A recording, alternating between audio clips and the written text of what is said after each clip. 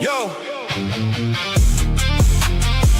windows down, it's Friday. Rudy Campos Jr., Derek Gervin, the sports answer.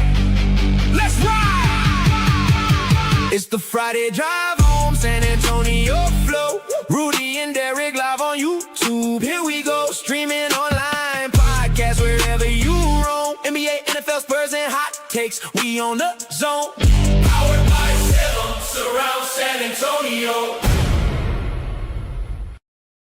Hey, what is up, everybody? This is the Friday Night Drive, and just an FYI, this is not live. It's going to show that it's live, but we're not live. This is a pre-recorded edition of the Friday Night Drive.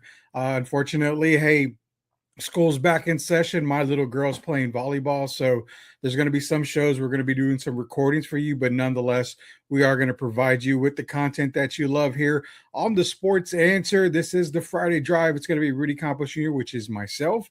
Derek Irvin is off today, but we do have a very special guest. But before we get into our special guest, do not forget Navarro Roofing. It's a family-owned and operated business since 1968. 210-680-5070. That is Navarro Roofing. They work with insurances. They're going to do it right the first time. You want to call them today if you need roofing repairs.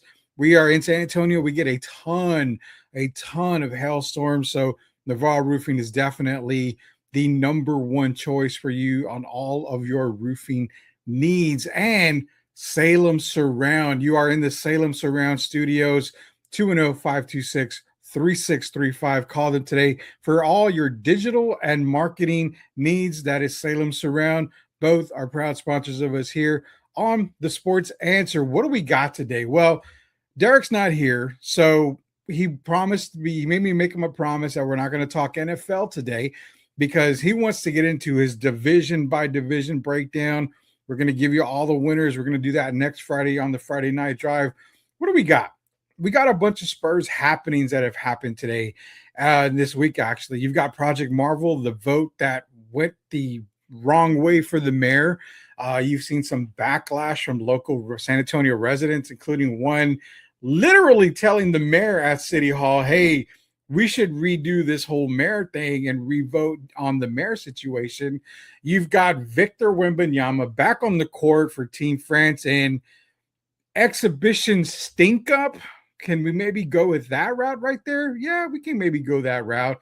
Also, Bleacher Report. Are you trying to get clicks or something? A lot of that was covered on this morning's edition of Spurs In Focus with myself and Jeff Garcia, which you can catch on Spurs In Focus on YouTube as well as on Answer Now TV. Plus, we're going to end the show with a little bit of LeBron James talk. We know how much you guys love LeBron James. Exactly. You know how much you guys love LeBron James. We're going to do a little bit of LeBron James talk as Today in Sports company let a list out and makes you think and makes you wonder, but we're not going to keep anybody wondering anymore here. We're going to bring on our guest. It is the one and the only, we don't have intro music. We can't give him intro music because then we'll get blasted on YouTube. So how about we just do the real quick. Say his name and he appears. And that would be Mr. Jeff Garcia. You say his name and he appears. I literally appeared. Yeah. Jeff, welcome to the Friday Night Drive of the Sports Answer, man. What have you been up to? You've had a lot of Spurs stuff coming up recently. You know, I thought it was supposed to be the off season, but it's not the off season. It's off the court news. We got, I guess, now on the court news with Wemby playing with Team France right now. And of course, just little other news and notes for the Spurs, from you got, the dog park. I mean, it's how dry it's been. The dog park that the Spurs run is reopening after the tornadoes. You have NBA 2K player ratings from the Spurs. Wemby, number 2 overall. Castle. We talked about this earlier today on Spurs In Focus. Castle was kind of like, okay, I love my rating, but I don't like this, and I don't like that, and I don't like this. So, so there's stuff to come around. But look, the light's at the end of the tunnel already. The NBA preseason, offseason is slowly closing down, but still got about a month-ish to go still before that happens-ish. Yeah, I mean, you've got, I think they report in late September? Yeah, September, yeah. Then you've got preseason starting early, isn't it late September, early October? Late September, because then the season starts at the end of October. So man, basketball, it just feels like the It Spurs lost never the ends. title. I You know. It know, feels like it never ends. it feels like we were talking about this 2 weeks ago, how they sucked it up on the court, man, and against the Knicks. And now we're talking about them coming back on the court. And what it's all De'Aaron Fox's fault, right, Rudy? Oh God. You know what? I'm not even gonna comment. Let's get into the cheeseman, Jeff. So, like, I hear about the Spurs this y Spurs that, y como que esto y esta, pero I never hear about the real Spurs chisme. Dime, por favor.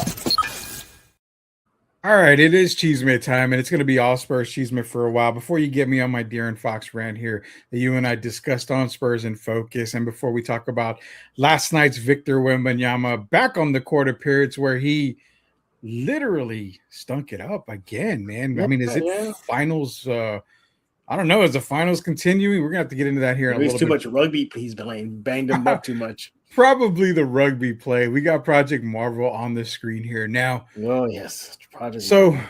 let's take it back a few days, man. Beginning of the week, Mara Jones Ortiz decided, hey, we need to take a vote for city council. If she got 5 plus her, that would have been a 6-5 vote in favor of having the city of San Antonio vote again on money towards Project Marvel, this and that. Didn't go her way. The final vote was 6-5. You did have 4 other people that were siding with her.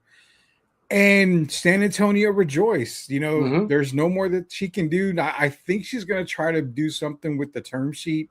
She might try to pull a little bit of something on the term sheet part. But nonetheless, Project Marvel is a go. But when I had time to think about this, Jeff, it made me think, okay, I've got to talk to Jeff. And we were going to get you on the show regardless this week. So she lost the vote.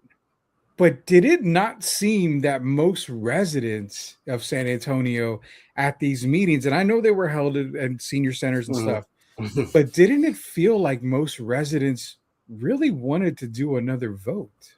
Well, if you could just go by the final vote at city council, 6-5, it was close. It really was close. All she had to do was convince one other, and we could be having a whole different conversation right now. Yeah. So I think based on that, if the city, the reps that voted in favor of a vote proved anything, is the bulk of the citizens in San Antonio, wanted this vote. And you can even look further back when the 2025 vote happened to go ahead and go with Project Marvel. It wasn't a landslide. It was like 52% for and 48% against. Yeah. So it was still close. And I think that may have fueled her, Mayor Jones, to maybe push for this vote. Like, hey, look how close I was. If I could just get it again. And her argument was, well, the county residents voted. Now let the city residents vote. So she's really splitting hairs there. And it's like I told you before on Spurs In Focus or another episode. I get what she's trying to get at. It's like I want this expensive Skeletor figure, right? It's the OG figure, mint in box, but it costs $5,000. Well, should I spend those $5,000 on a figure that's just going to sit there, or should I use that to pay down some credit cards, pay my car balance off, my car loan balance off? I get that's what she's trying to get at.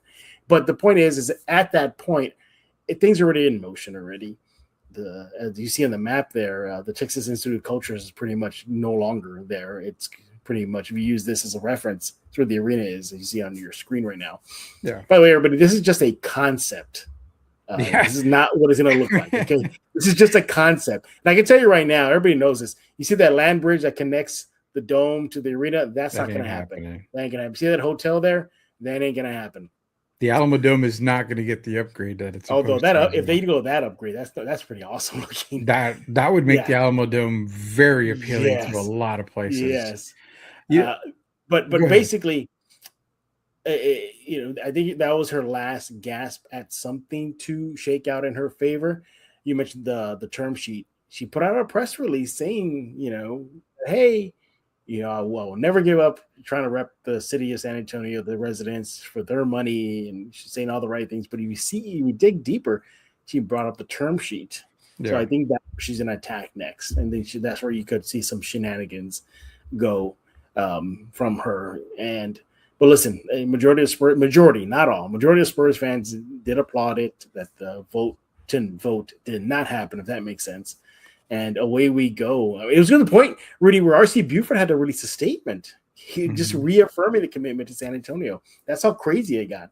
It got super crazy. And, it made me, like I said, it was kind of weird because if you look at the 6 people that voted to keep Project Marvel going, wasn't there one of them that got a little bit of backlash because the residents in their district wanted to have a vote on Project Marvel again? So I saw District 3 Villa Gran. Yeah, so I think one of them, the councilmen and the councilwomen were getting some backlash from residents because they felt like they weren't getting heard.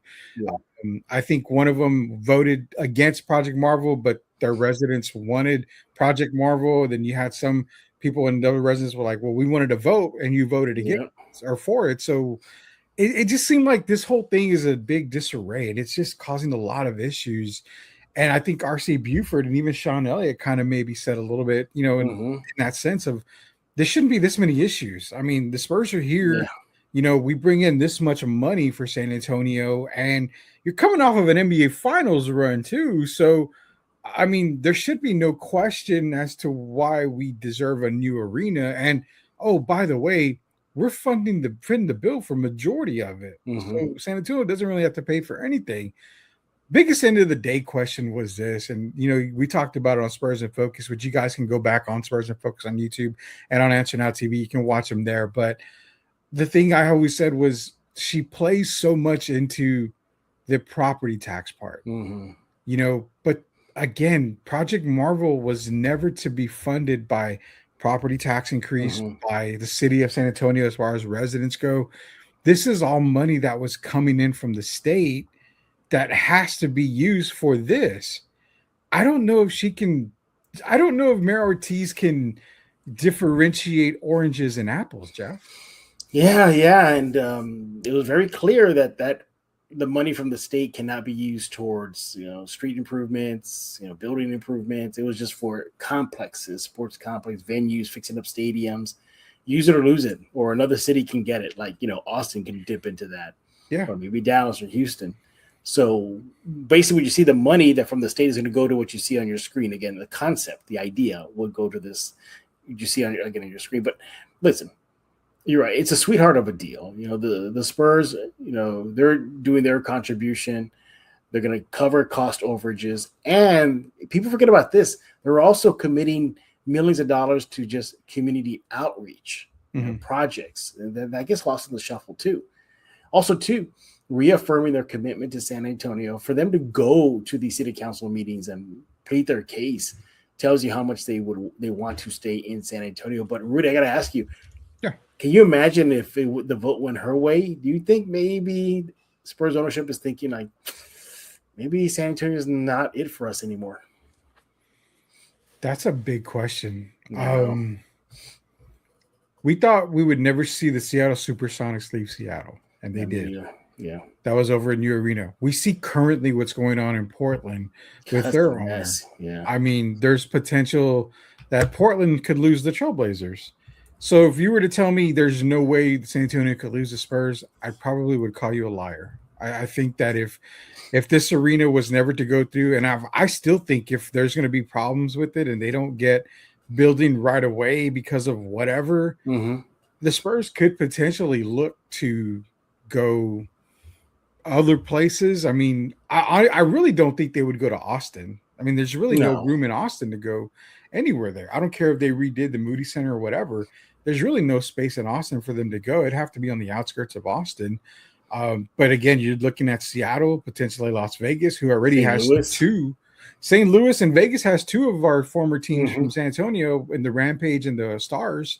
So, I mean, St. Louis is another one.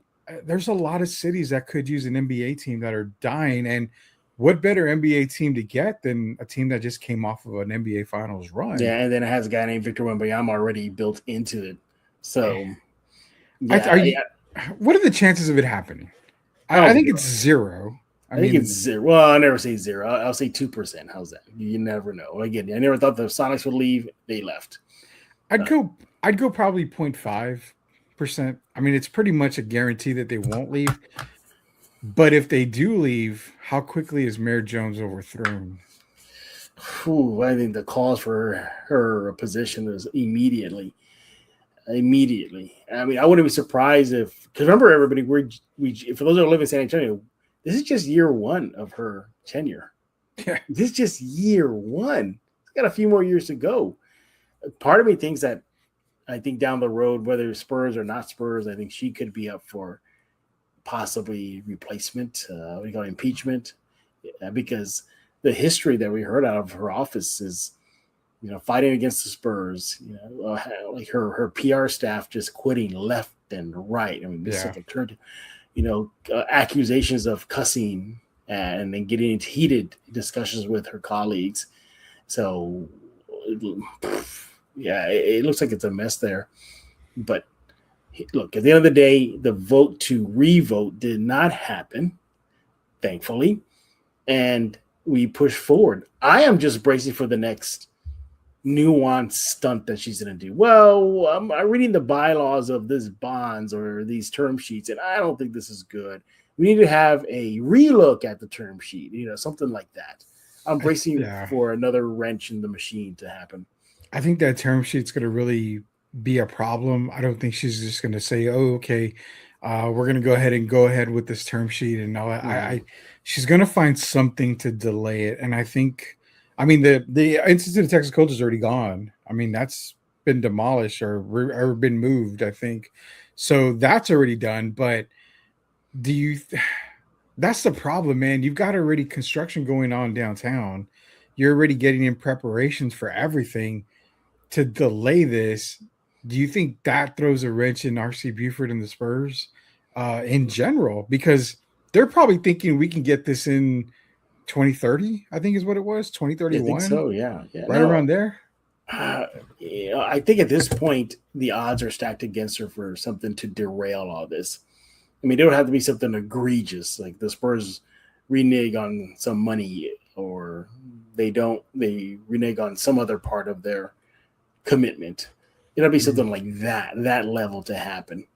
So I think we're getting close to the point of no return for her. I do agree with you that term sheet discussion that she's going to have with everybody else on the council is going to be the next stab at making something just slow. But I mean, everything's moving forward right now. I live downtown. I can see it.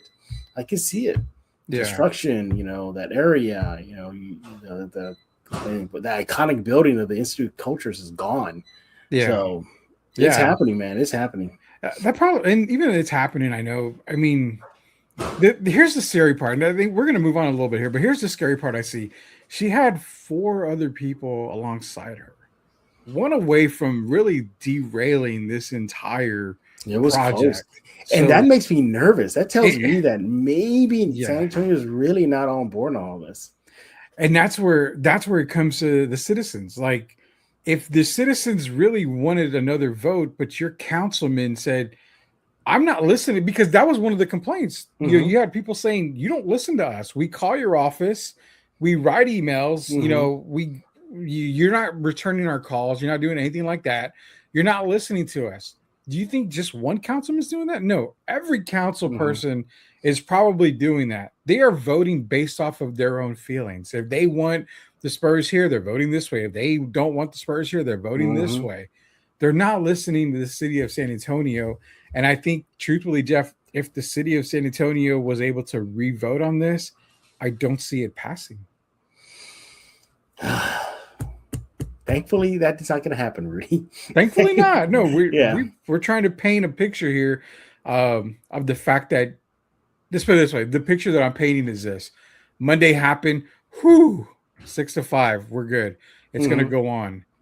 But there's still that little bit of doubt in people's head because she's not the type of person just to quit. She's not. And I think if she gains any more momentum, could she flip somebody else on that other side? And then I don't know. I mean, if anything, maybe District 3, because those residents of District 3, which is on the south side, I believe.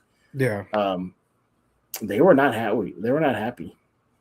You can hear it in the chaos, like, and you sided with so and so and so and so, and you sided with them. That's our money. That's all you kept on hearing. Yeah. So, wild.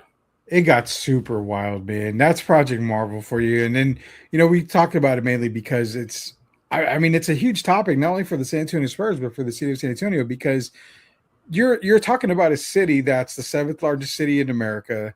It's a growing city. You're starting to talk about annexing all the way up to Schertz and Cibolo. You're talking about New Braunfels, it being like a Dallas and Fort Worth type thing where it's just a big old metroplex between here and Austin now. Yeah. So now you're talking, if you run the Spurs out, what are the chances of you ever getting another professional team? Slim to none, man. Slim. Exactly. Slim to none. So this has big repercussions, not just for the Spurs, but for any team wanting to come back in to San Antonio. And that is Project Marvel Talk. Talking to Jeff Garcia, host of Spurs In Focus. You can follow him on X at Jeff G Spurs Zone. Of course, you see my Twitter handle, and you can get me at the Sports Answer. Derek Gurman will be back next week. Again, shout out to Navarro Roofing and Salem Surround. You think the Cheeseman is over? It's really not over. No, it's not over. A ton of Cheeseman. We got Bleacher Report. Your buddies over at Bleacher Report, Jeff. I'm going to call them your buddies over at Bleacher Report, because why are they Jeff's buddies? Well, they are Jeff's buddies because they decided, hey, San Antonio Spurs, one of the best teams last year. Yeah. Coming off of a finals run, 62-20 to end the season. Oh, but wait, they're going to be a worse team this year than they were last year, because they didn't add anybody. No, they didn't add anybody. They went and added Billy Donovan, who's a nobody. They went and added Tobias Harris, who he doesn't have any type of success in the NBA whatsoever. No, nothing because of that. They gave him the worst record or a worse performance this year because of De'Aaron Fox, a guy who's been ridiculed, who's been picked on, who's been bad-mouthed, everything. And I've defended De'Aaron on the Sports Answer, on Spurs In Focus, but I've also called him out when he's had bad games. And to say that because De'Aaron Fox is the starter this year, they're going to be a bad team.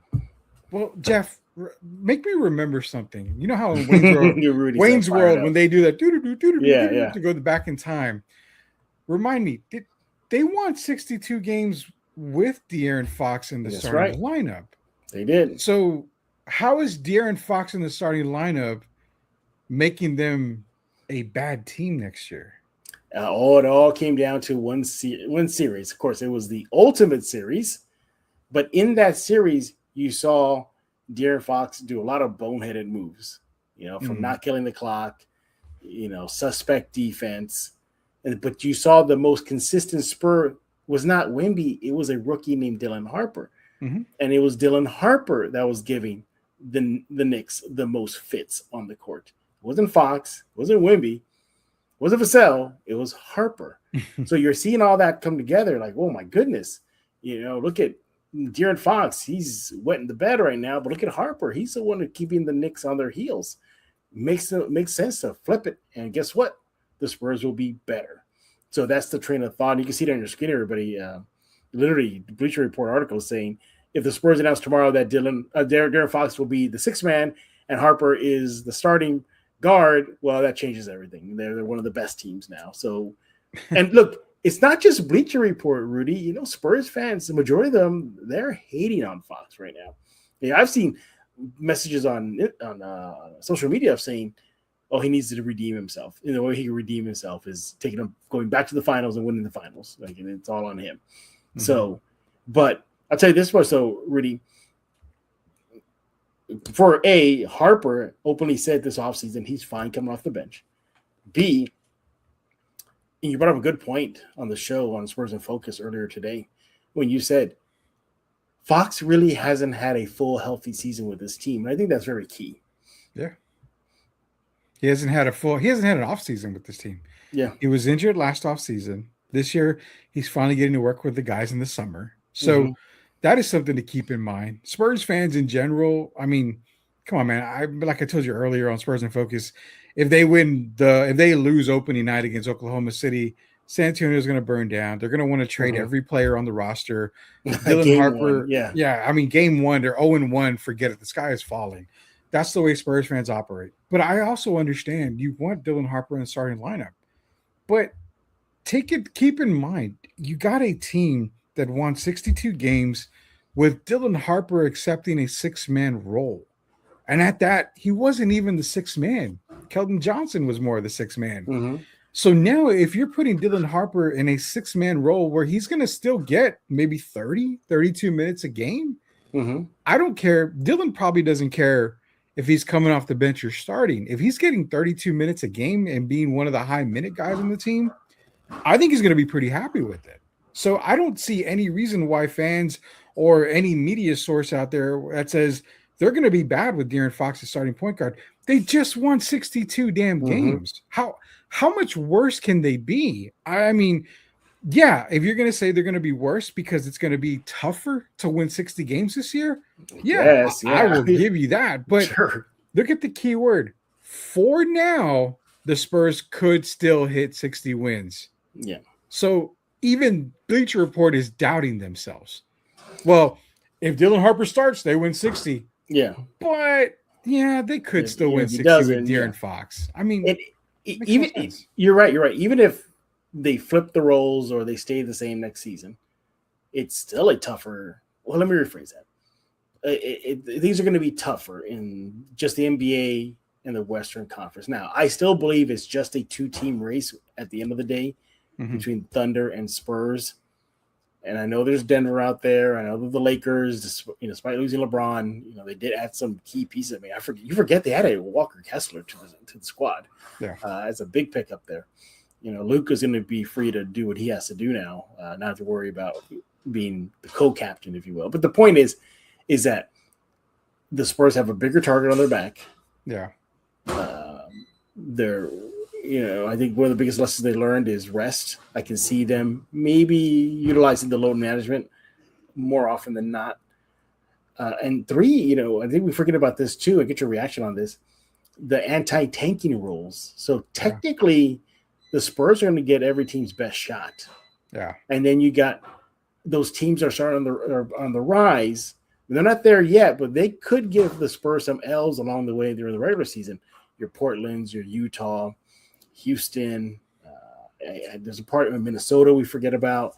I don't know if the Pelicans on paper seem they might be good, not great, but decent. Yeah. So, and then Dallas is on the rise. So we got a bunch of these teams on the rise that could just be very pesky. And look, I think if you're to tell me during the regular season, like, oh, well, the Portland Trailblazers beat the Spurs twice already this season, I'll be all right.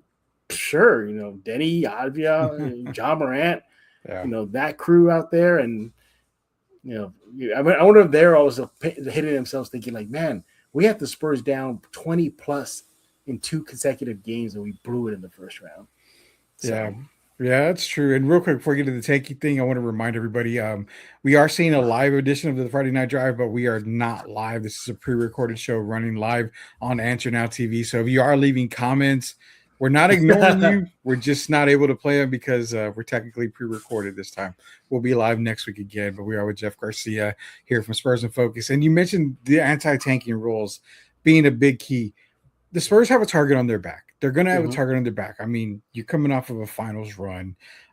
You should have won an NBA title last season. There's no doubt about that, and everybody believes that.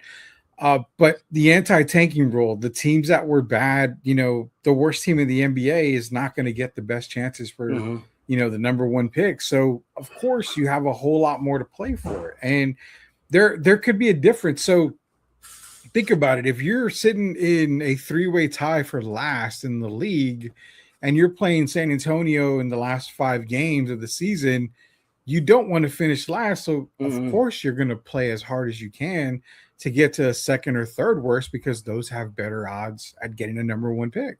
Right. And, that to me, I don't like the whole tanking thing. I wasn't a fan of the anti-tanking rule because if you're bad, you're just bad on paper. You need all the help you can get. But I also like it because it does bring more competition back to the league where you don't want to finish dead last. Nobody wants to finish dead last. So you're going to get the best out of these teams that aren't quite there just yet. So, I mean, that's going to play a huge part. The Eastern Conference got ridiculously good. It's more balanced in the Eastern Conference. The Western Conference, I would say got a little bit lighter this past off season. Really, do you expect the Western Conference to be kind of boring this year? If you don't like basketball, yeah, probably. I It mean, might be a little boring. The West, I think the East is going to be war. The East is going to be great, but the West, I just think like it's Thunder Spurs, Spurs are going to be clobbering teams, and that's about it.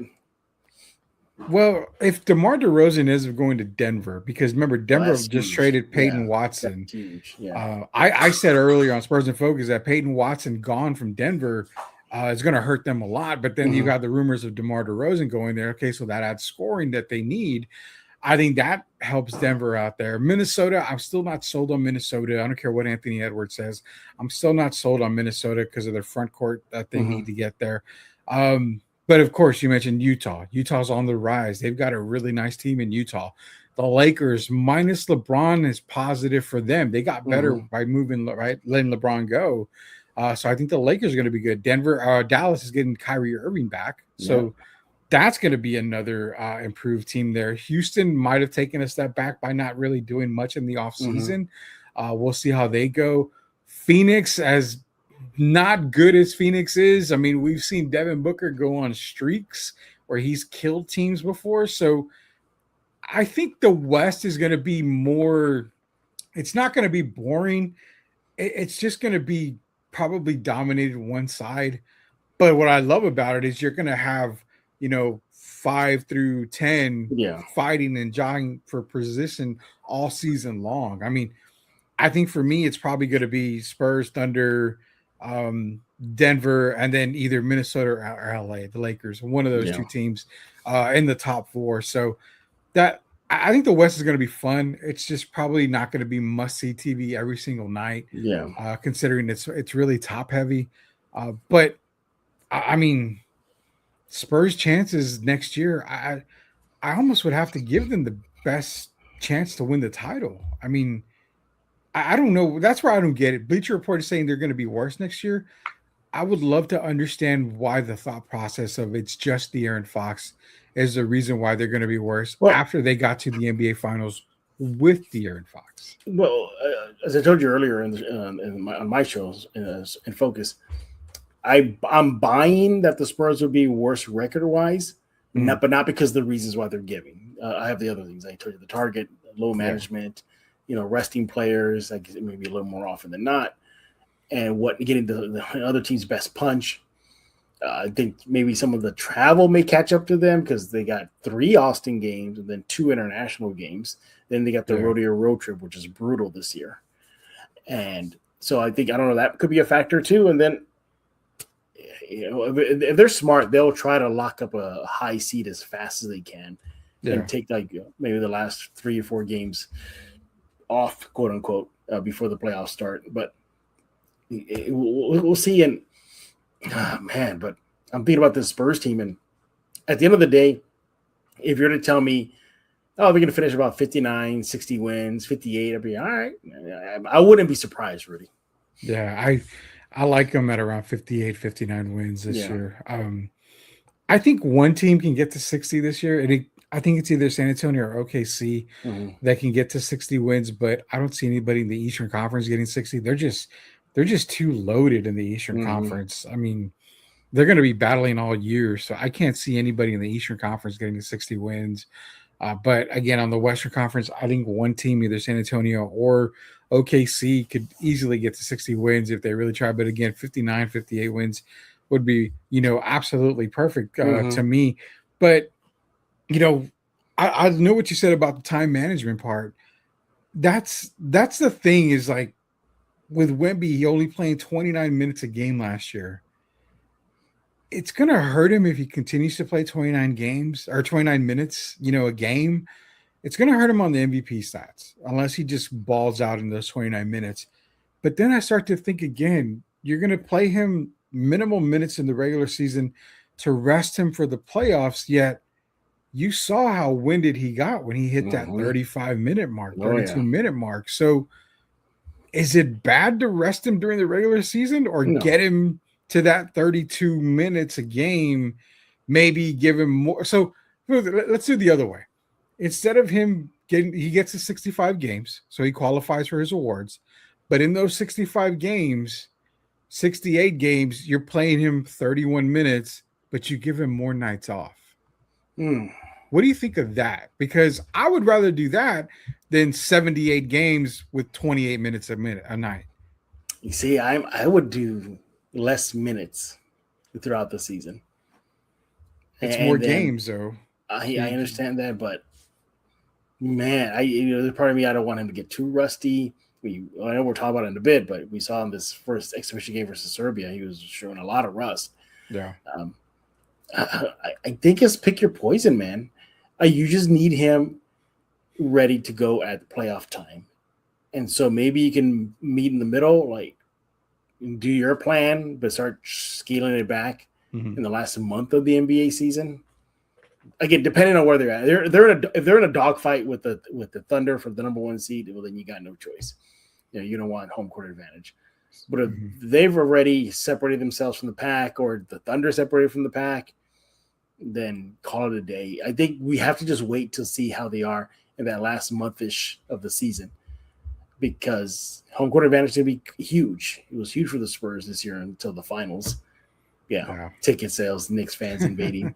But the point is that it just depends. Like I said, if they're in a fight for number 1, he's going to have to play minutes. But if they already took it and they're running away with it, or the Thunder run away with it, or maybe Denver's running away with it, or who knows?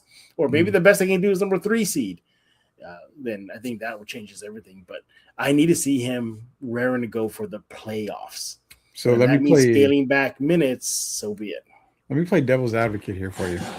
So considering that, the Spurs probably need to get the number 1 seed in their Western Conference. I think that's ideally. Number 2 is good. Number 3 is okay. Considering how the league is balancing out more now, do you think that, and I'm playing big time devil's advocate here, because of the league being balanced out, so a lot of these games are going to be tougher. No more tanking and all that, so teams are going to play tough. You're probably going to have more closer games than you are this year than you did previous years. So here's the thing. What if you're forced to play him 30-plus minutes a night because you have to get these victories? So then you're forced. So then you go back to, okay, do we play you the 34 minutes in a game for 72 games or 75 games or whatever, give you a few nights of rest? And they have a lot of rest this year. They got a lot of rest. Yeah, they got a lot of days off in between. He could be good for it. But you probably, if these games are getting close, Jeff, 34 minutes a night might have to be something he needs to do. So then what happens in the playoffs? I mean, you're kind of overextending him in the regular season to guarantee a win total.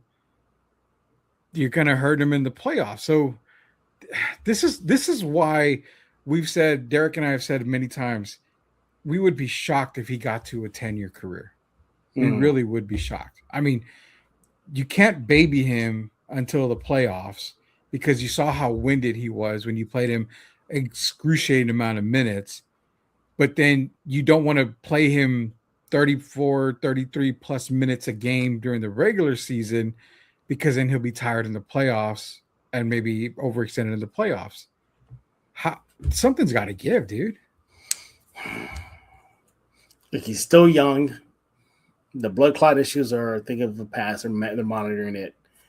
He added size. He did. He's been adding size, so they may build more wear and tear on him. And I think that's just natural. He's still a kid. He's still going to fill out his body. He's going to take we saw the punishment he took in the playoffs. To the point where he elbowed Naz Reid. Yeah. So that ain't going to stop. And that's why I look for the Spurs to get smart. You got a rookie, Reid, play him. He's a big. You got Cornette, play him. And that's what was frustrating during the playoff run, especially in the finals, where you had 2 quality bigs and you didn't use them. You just give them a 5-minute breather. You can't tell me Plumlee could have got out there just giving you 5 minutes. Cornette, Olynyk could have given you just 8-10 minutes. And I think you have to get really creative with him and how you manage him with backup bigs. low management days. Obviously, I think how many they're afforded to miss, like 6, I think, and then they're not qualified for awards. So they have to play 65 games. 65 games, that's right, yeah. I think it's 65 games what they have to play. So they're able to miss, 17 games they're able to miss. So they can miss some time, but I don't know if the rules differentiate when it comes to rest. Like, I think you have to have a legitimate injury. Again, I don't know for a fact on that. I have to go read that part of the rule book again, but I know it's 65 games is what they've got to go at least to qualify for awards. But you mentioned the big guys. I mean, you're not exactly – you go from Kelly Olynyk, Bismack Biyombo, and Plumlee to – and Luke Cornett as well, to Cornett, and then Terrace Reed Jr., who's a rookie. And then basically after that, it's Keldon Johnson and Tobias Carter Harris. Bryant, I guess. I mean, Carter's more of a 3, but then you go Keldon and Tobias Harris. I got to ask a question here. Now, again, don't kill me on comments, but did the Spurs progressively get worse on the front court? And I think they may have. They definitely took a step back because Cornette and Wemby, they're your two-headed big men right there, but it's a drop-off after that. So I guess Tobias, I don't know, Tobias coming up playing a small 5. I know Carter was forced to. And Carter cannot do it, man. But he cannot do it, though. I wouldn't put him there. Tobias could. I mean, Reed is going to – I think you're going to have to give some time to Reed. I think you're going to have to. Now, when Quaitons comes in, I think he's a way better prospect right now. You're right about Terrace Reed. He's going to have to get some minutes, but if we couldn't – I mean, if you couldn't give veteran minutes. Yeah, I know, right? Veterans last year. Plumlee, Olynyk, guys have deep playoff runs. He didn't give them burn Mitch Johnson. What do you do with Terrace Reed? I mean, I'm giving him 10 to 12 minutes. You think they make another signing? I think so. Yeah, there's still, I think it's a roster spot or 2 open still. So here's the thing, too. We can't forget, Mitch Johnson's not Popovich. He's already proven and shown that he'll play rookies even in pressure games like the NBA Finals, Carter Bryant. So he will go to guys who have minimal experience, as we saw last season. That's a great point. We did see that he's not Pop. Pop never really liked to play rookies at all. So I do get the Terrace Reed thing, but man, I look at if Victor or Luke Cornett end up going down with injury and are out for a significant time, season it's going to be hard to get it to 60 wins. It's going to be hard to make a nice little playoff run. I think they got to go out and maybe sign another big. It's almost like you need the front court help. Yeah. I don't see any other way around it. Unless so Bleacher Report comes back sooner than expected. No, dude, I think he's going to be out for the season. I don't see him coming back this season. I think he starts fresh next season. But Bleacher Report, they need to click. They want to clickbait everybody. They're not as good as Spurs In Focus, so they have to make up stuff to get everybody to go to their page. Yeah, to get the clicks in there. So they're just going to say, why not? Spurs are worse. That's the talking right there. Jeff Garcia again. Shout out to Navarro Roofing and Salem Surround. We got one more Spurs Cheeseman topic. Then we're going to take our only break of the show. First half will be done. We'll come back with the second half. Second half, we like to pick and nitpick at LeBron James from here and there. So we're going to do a little bit more. LeBron James. We're going to do a little bit of LeBron James talk because it's not my list. And people know I'm not a big LeBron fan. I respect the hell out of his game. I know that he's one of the best players to ever play the game. But top 10 wise, a group does not have him in their top 10. Shocking. But what's even more shocking? What's even more shocking is the big man is back on the court last night against Serbia. Exhibition game, Team France, Team Serbia, Joker versus Wemby. Joker was going to Joker, and Wemby was going to what? He Not didn't really do much yesterday, Jeff.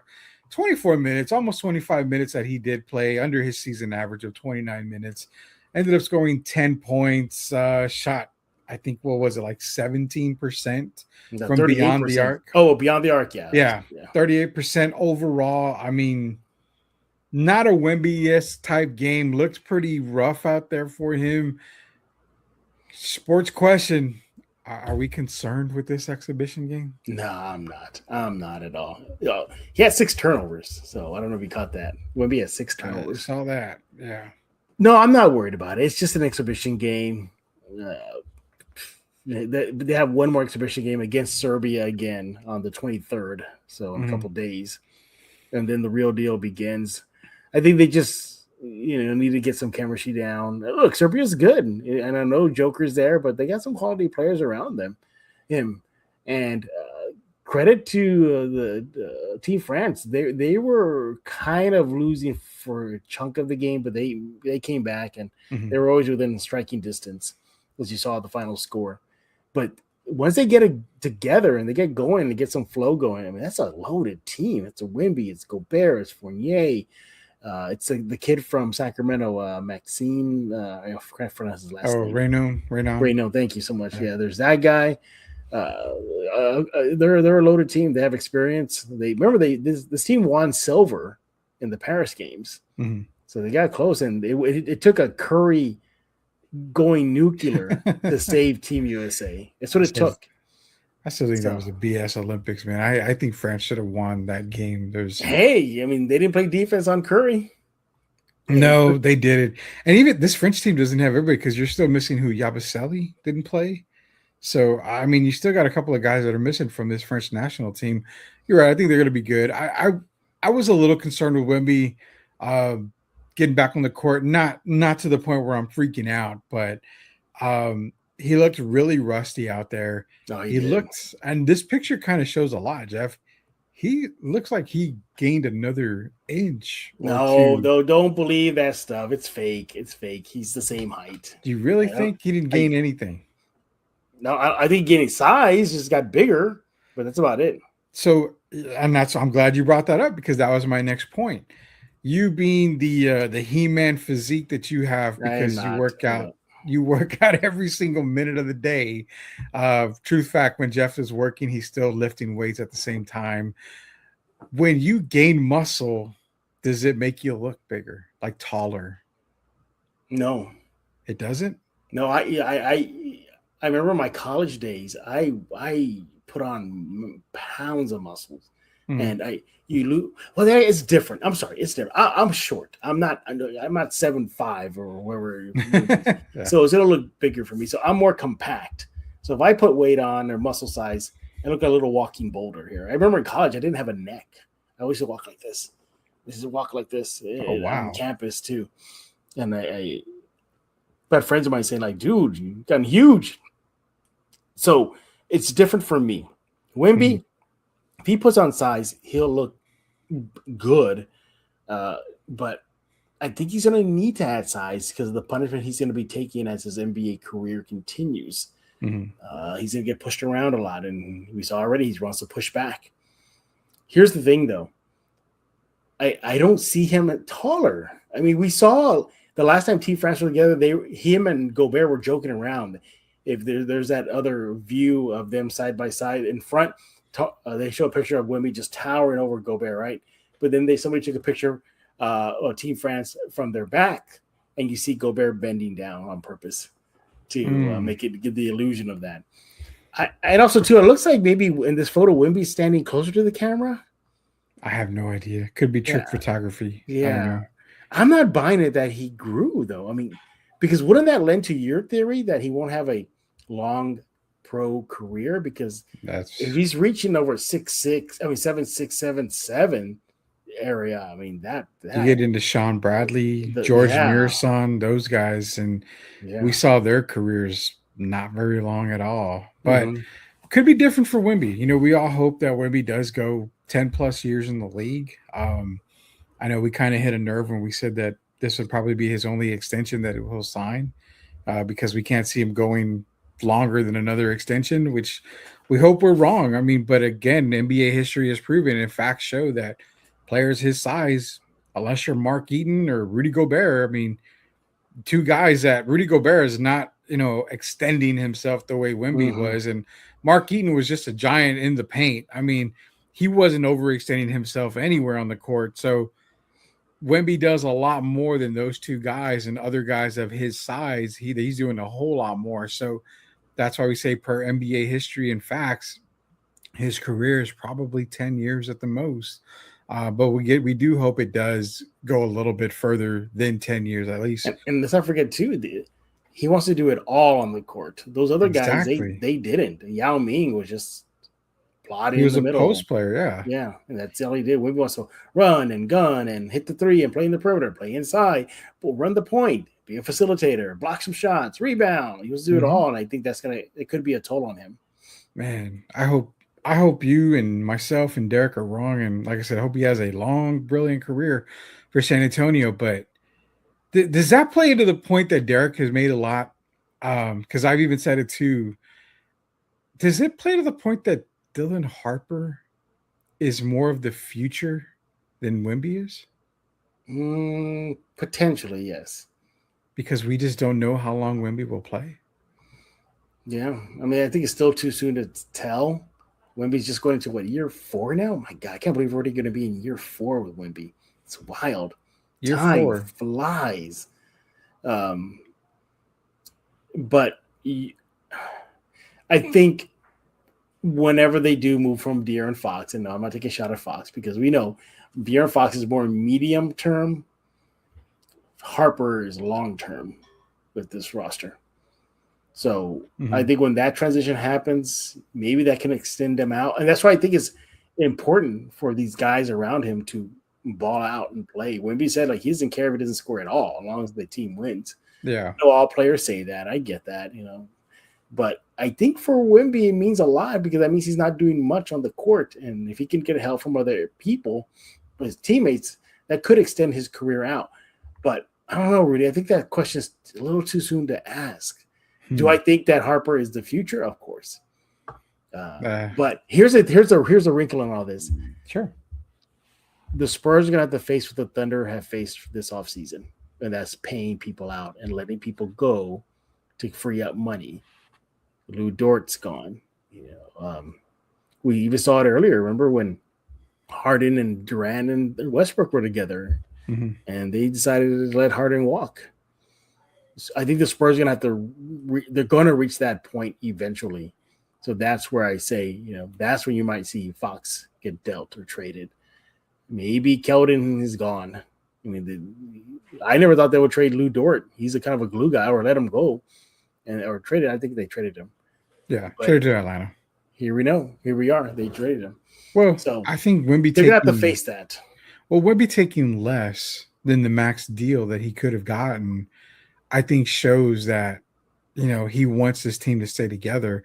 And I really, truly believe that, all kidding aside, I really, truly believe he wants De'Aaron Fox on this roster as long as he can have him on this roster. I get the money thing, but you're not going to pay Dylan Harper for another 3 years. I think De'Aaron Fox's contract is up in the next 3 years. So, I mean, when you're coming off of Fox's contract, Harper should be starting his max deal. The only person that I've ever fielded was Stephon Castle. If Stephon Castle goes in, and he's not going to get a super max. He's not an all NBA guy. He has to make an all NBA team. He's not going to win MVP. He could maybe be defensive player of the year, but as long as Wemby's playing, I don't think he wins defensive player of the year. So he's not going to hit the awards and the accomplishments to get a super max deal. But does Stephon Castle leave money on the table the way Victor did? That's the question. And that's going to determine whether Stephon is all in or he's all out. That's what my determining factor is. And I think we'll find out how when this summer, I think he's eligible. This summer coming up. He's eligible, but they're not hitting that sweet spot where everybody's going to be wanting getting paid. Yeah. No, not yet. Now you already bet one with Wemby. They took care of that. But remember, that was just his rookie extension, right? That's what it was. It's the max deal coming off of his rookie extension. We're not even close to the super max deal yet. No, and jeez. I think Derek's the one that said that he's potentially, if he does sign another max extension deal, that he thinks that he'll be the first $100 million a year player. No, I can see that. So he'd be the first $500 million contract in the NBA National Basketball Association. Oh God, the times we're living in, Jeff. Did you Oh, did yeah. you ever think we'd be seeing $500 million contracts? And At the rate this NBA is going, yes, I'm not surprised. oh man, money You is think? crazy. You think the aprons are even going to stop this? Because this is getting out crazy money. Well, they want to get rid of the second apron. They're looking at potentially getting rid of the second apron, maybe even the first apron. They're like, well, if we can't go past this, and you're going to penalize us for this, that's not I fair. mean, Well, they might as well just do what the NFL does and just doesn't have any type of cap, right? The well, NFL doesn't have a MLB doesn't. Have a MLB. cap. Sorry, my Yeah, mistake. MLB doesn't have a cap. Go route of MLB cap. But then you go back to, well, the Lakers have all the money in the world. The New York Knicks have all the money in the world. Well, if you give them free will, there's teams out there that'll potentially sign every single superstar. And then you go back to a small market team, San Antonio. San Antonio can't afford a roster of, $60 million guys each. There's just no way that the whole family can afford that. I don't care who it is. So that's the part. No, I can't. I had to go buy dinner tonight, so I won't be able to afford anything, man. This is Jeff Garcia. That was your Spurs Cheese, man. We got our first and only long commercial break here. When we get back, LeBron James. you heard him. It's going to be some LeBron James talk. Derek will be back next week. I'm curious to see what he says about this topic coming up with LeBron James, but nonetheless, Jeff Garcia, Rudy Campos Jr. We'll be right back. This is the Sports Answer, the Friday Night Drive. Again, we are not live. It's pre-recorded. It says it's live up there. If you're leaving comments, live. If you're leaving comments, we're not going to be able to post them or anything like that because we're not going to react to them. Why? Because this is a pre-recorded show. But drop the comments anyway. We do read them. We'll be back. Can I help you? Yes, madam. I'm a roofing contractor, and I'm giving out free estimates to lucky homeowners today. Would you like one? Nancy, don't do it!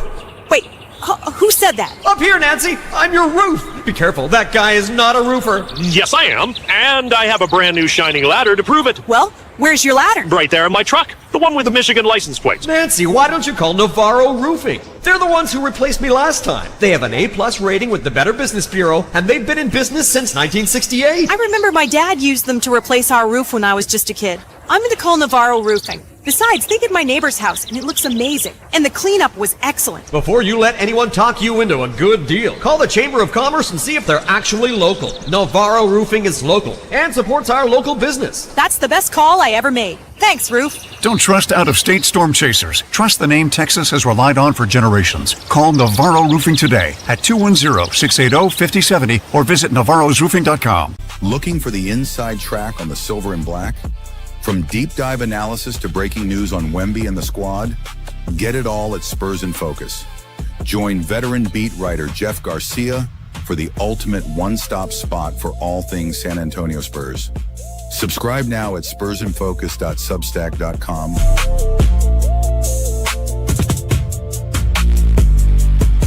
Billboards, gas stations, gyms, grocery stores, and more. Salem Media puts your brand in front of San Antonio wherever life takes them.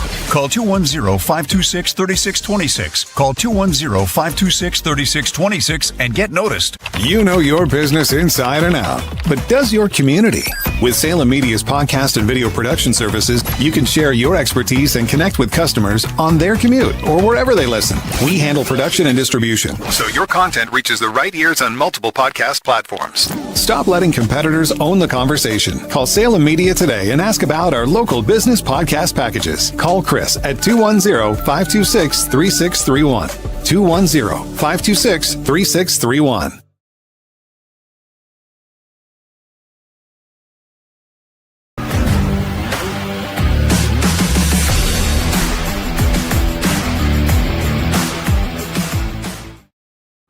All right, welcome back to the Friday Night Drive. It's Jeff Garcia, Rudy Campos Jr., Derek Irvin will be back next week. We'll be live next Friday as well as of right now, but today it is pre-recorded, so if you are dropping comments, we are not seeing them right now because we are pre-recorded right now.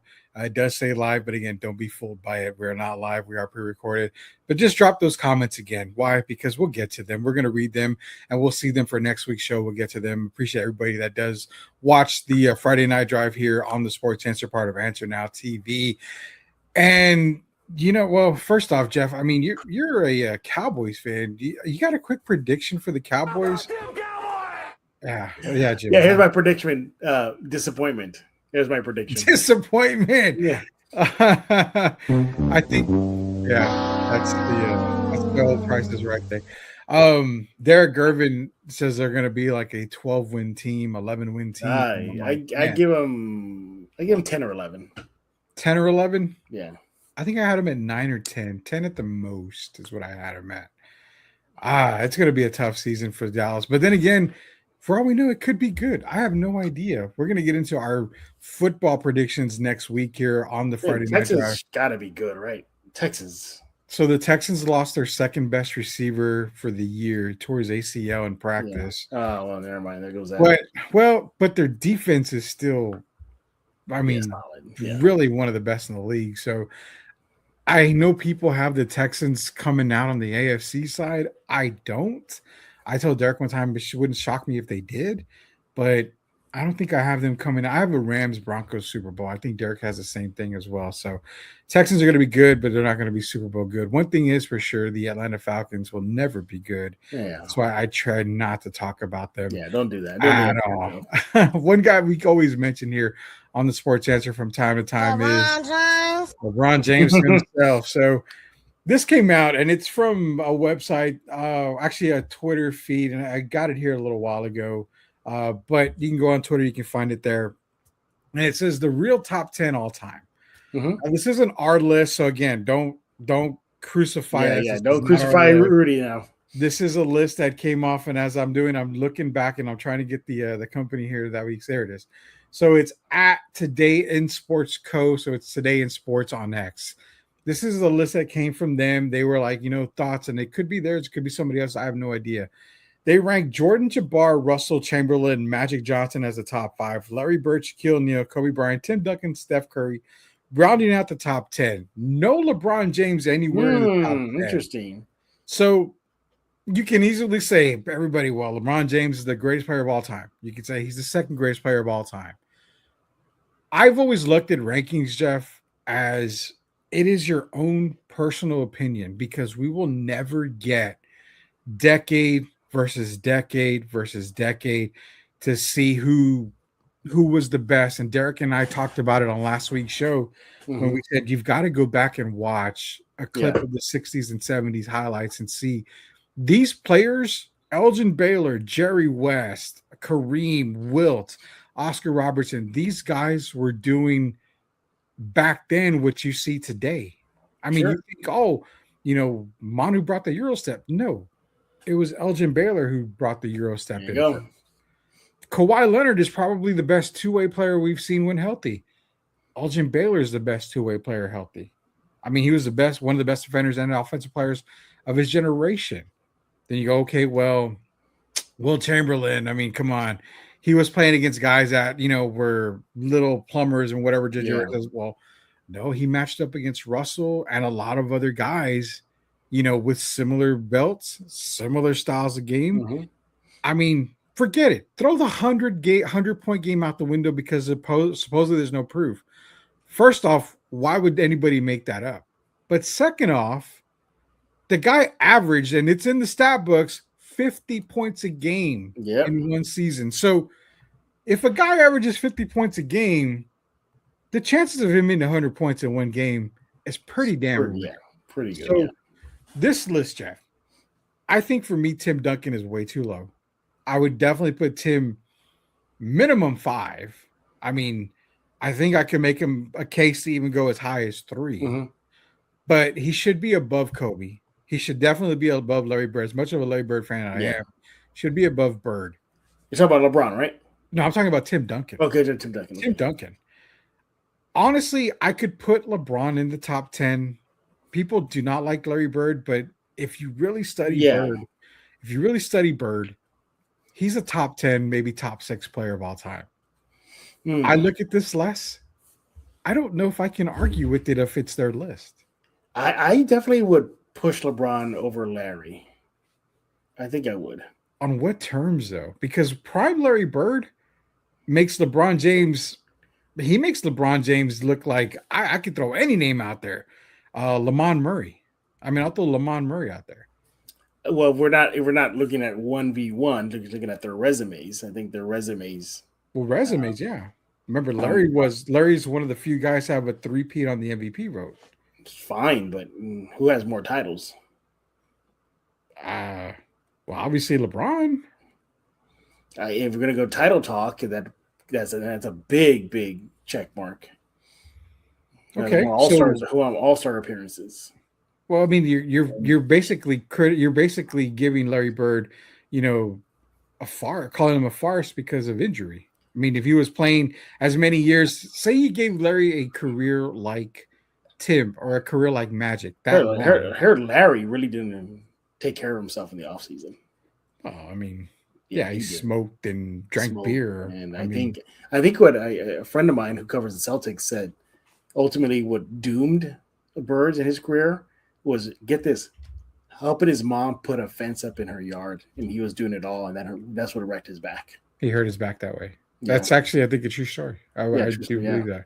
So if I'm going to go with longevity, taking care of themselves, I mean, LeBron, longer career than Larry so far. That's the only player I can see flipping. Now, obviously, I think it'll get reshuffled. I don't think, okay, well, I'm replacing Larry with LeBron, and he's number 6 now. No, I would push it down or further down. So you would put Steph Curry over LeBron, even though they have I'm just vault. Well, I don't know. I'll put Steph Curry because Steph has 4 NBA titles, same as LeBron. He only has what, 1 MVP? To 6. I would move Duncan up to 6. He's got 2 MVPs compared to LeBron's 4. I would move Steph Curry up to 9, and then I'll put LeBron at 10. So you're telling me Steph Curry's better than LeBron? Yes. You said based off of resume. LeBron has a better resume. Right. Well, I'm going to still go with resume. Okay. Then also on the resume, who's been with one team and who's never really title hunted. That's a true fact. Okay. Steph Curry. So the only guy you would move over here is Larry Bird. That's about it. Everybody else I'm good with. I'm good with all these here. I'm surprised they give Tim Duncan some love, man, because he doesn't get enough love as he should. How far would you move Tim up? I would move him to 6. Okay. So I will move him to 6. Okay. 6th place. Okay. Yeah. I'm looking at this now and I'm like, man, I think I would go to 6. Maybe I could go. No, I said top 5. I can go top 5. You would push him over Magic? If we're going resume, then probably, yeah. Resume, well, yeah, resume only. Well, I don't know. Magic Johnson's the greatest point guard to ever play the game. Power forward, quote unquote, to play the game is Tim Duncan. This is what scares me is I can't put him above Jabbar, Russell, and Chamberlain after knowing. I can't do that. No, I can't. Knowing what I've seen, I mean, Spurs fans will put him over all those guys. Mm-hmm. But if you look at Tim's career, I mean, 5 out of 6 titles when he had the opportunity. Never has had a losing record in his career. Never MVP under 50 twice. games. Yeah, MVP twice. I mean, you got to look. Jordan, he played with the Wizards one year. Tim's played with only one team, San Antonio. Bill Russell played with one team. Yeah. Chamberlain's been with 2, Philadelphia and the Lakers. I mean, you're right. I mean, it could be 6. I'm fighting myself to get him into the top 5, and I don't know if you really can. And that's my thing is I don't even know if you can get LeBron. And I know you said Larry Bird, but I mean, you're talking about Larry Bird. Did he have a 13-year NBA career? Yeah. So in that 13 years, 12-time All-Star, back-to-back MVP. So a 3-time MVP, 3 NBA Finals MVP, or 2 NBA Finals MVPs, 3 NBA titles. I got it right here somewhere. 9-time All-NBA first team, 1-time second team, 3-time All-NBA defensive second team.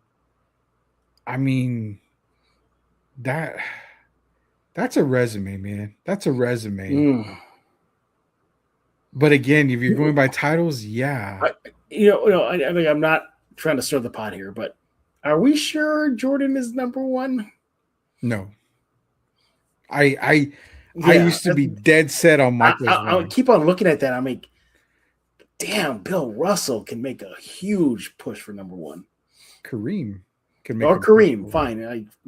Fine. Pick one of those two guys. I love having this because Derek and I had the conversation last week, and I wanted to have it with you, and that's why I brought it up too. Is we are so dead set. You and me and everybody are trained that Michael Jordan is the greatest of all time. But if you really look at highlights, if you really look at stats and look at, everything, Russell changed the game.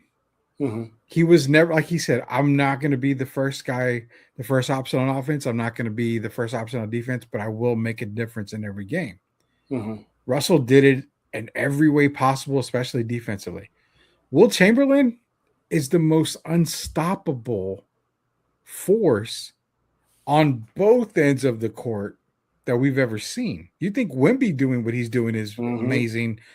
Chamberlain is doing it, and he's not even a three-point shooter. And go into even more lore here, Jerry West, George Gervin, Elgin Baylor, a lot of these guys, Bob Cousy, they were scoring at will without a three-point line. And get this. That's huge.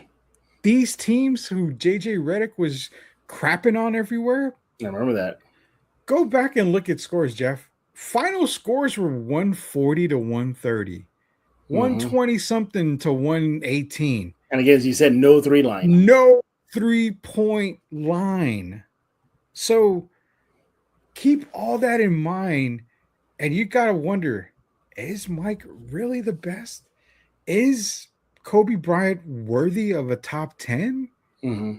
I mean, Steph Curry, he changed the game, but I think you can say, well, Bob Cousy did a lot more with less than Steph did. So, again, we're not crapping on the players. Right. We just want to put into perspective that who you think is the greatest of all time may not even be close to being the greatest of all time, because after seeing what I saw and now Jeff looking at the list, I kept staring at him like, is we sure good with this? You can't even say Mike is number one anymore. My God. You think it's time to change the idea of greatest of all time per decade? I mean, but you're going to – but does Kareem and or Bill have enough juice to push him down? Kareem does, I think. I think Kareem has the strongest one. But then again, Wilt, Russell, 8-time NBA champion in a row. Mm-hmm. I mean, you're never going to see 8 titles in a row again. I mean, I don't even know if you see back-to-back winners anymore in the NBA. So I don't know. Yeah. We haven't had a back-to-back NBA champion in how long? Who was the last one? Was it Miami? No, it wasn't Miami. No, was it Golden State? Could have. Well, I don't know, man. I don't know. No, because I think it wasn't Denver. I thought it was. They lost to Cleveland. Golden State won, and then they lost to Cleveland, if I'm not mistaken, or Toronto. I think they beat us to Toronto, because that was when Durant went out with that ACL. Maybe it was the Warriors then, right? Do you really think the Warriors won back-to-back titles? I thought they did. Let me see. Last team to win back-to-back NBA titles. It's a good thing about doing these remote. You're right. The Golden State Warriors in 2017, 2018. Wow. So already going to go up on 10 years since we've seen a back-to-back winner in the NBA Finals. But looking at the list, I mean, you can definitely push a couple of players down to make room for LeBron. But do you really want to? You're leaving out Jerry West. You're leaving out, Cousy. Yep. You're leaving out a lot of great players. And that's the sad part is lists when it comes to greatest of all time. Forget greatest of all time. Just give me your top 10. I mean, that's a difficult thing in it. Where's Hakeem Olajuwon for his dominance? Dream, yeah. Does Dream even make the top 5 centers of all time? I think he does. I mean, you've got 4 in this top 10 already. I think he does. If you're just centers only, yes. Well, Joker's the only one averaging a career triple-double, basically. MVP should have been a 3-time MVP winner. Actually, probably could have been 4-time MVP winner by now. Has a title under his name. Olajuwon does have what, 2? Has 2. But MVP, he has an MVP too, right? NBA MVP. He's got MVP. Yes. But I think Joker has more. I'm not looking up the stats or anything, but I mean, does Joker get up there? I mean, this is what I love about debating, is that we're not going to argue over it. Yeah. Everybody's going to say, no, he should be here. This guy should be here. But when it comes to lists, it's literally just your own personal preference. You're definitely going to be thinking about this over the weekend. Because I don't know if you can. Yeah, I'm thinking about MJ 1. Really? Kareem should be 1, maybe.